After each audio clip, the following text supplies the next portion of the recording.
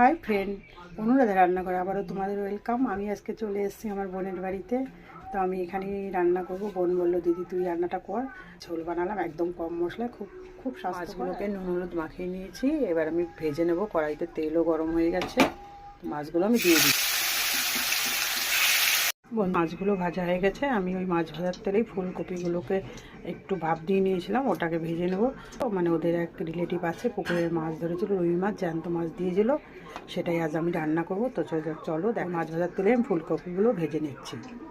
বন্ধুরা, আমার মাছ ভাজা ফুলকপি ভাজা দুটোগুলোকেও আমি মাছের তেলে লাল লাল করে একটু নুন হলুদ দিয়ে ভেজে নিয়েছি।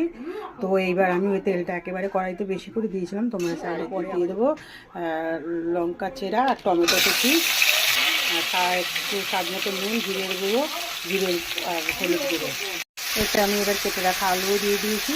তা আমি আলুগুলো ভাজিনি, তোমরা চাইলে আলুটা ভেজেও নিতে পারো। আর দিয়ে দিচ্ছি